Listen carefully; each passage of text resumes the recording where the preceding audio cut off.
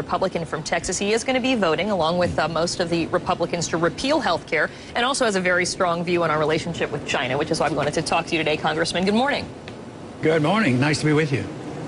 Great to have you with us as well. I want to ask you about the health care debate that's taking place, because critics of going forward with this say it's a pretty futile exercise, that it's not going to make it through the Senate, so why bother? What's your take? Well, I think it sends a strong message. I think most people realize that if it passed, it's not going to pass the Senate, and the president wouldn't sign it. But it represents what the people are saying and what they were saying in the last election. So I think it's very logical. I think it's very important. I think it tells us what we should do in the future.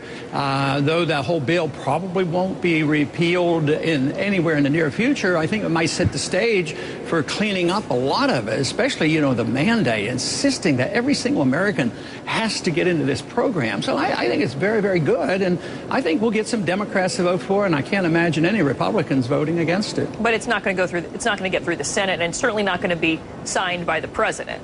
Right, you're right on that.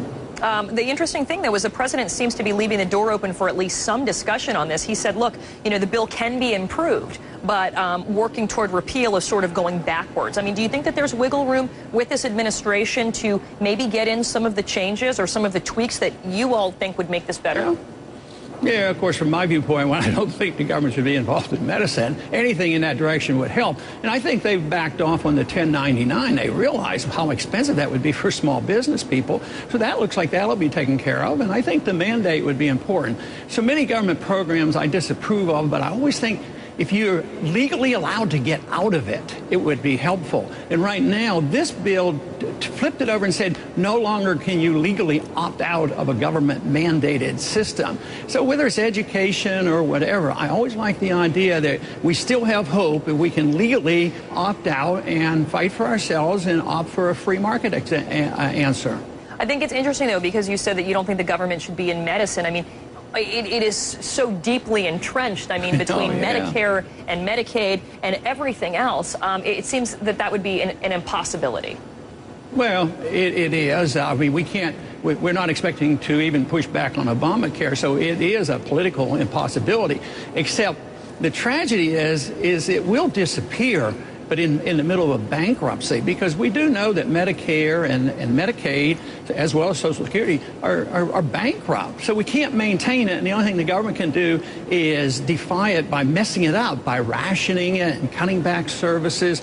So in the midst of a financial dollar crisis, it quits functioning. And just like you think about what happened in the Soviet system, when they collapsed, they weren't thinking about how to provide medical care. They had to have a new system come in rather quickly and open up the doors to a market approach. So yes, it'd be very difficult to systematically reverse it because the politics are so powerful.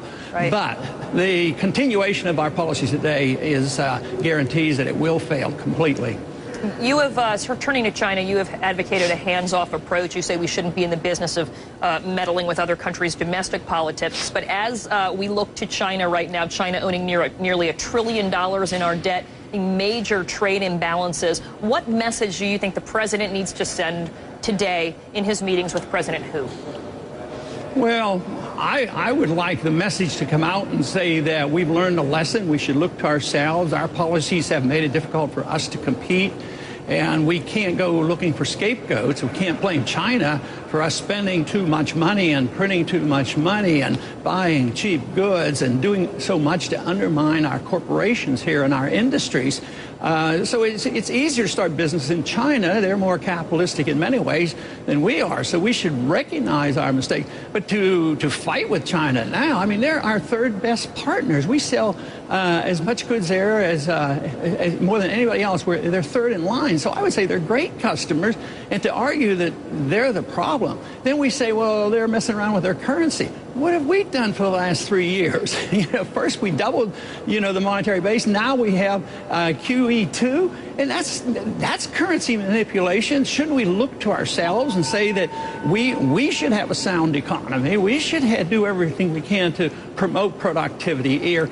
But because China is flawed, which they are, we shouldn't blame them. Besides, one thing that we do that they don't do is they're becoming a world power, right? And they're increasing their military power.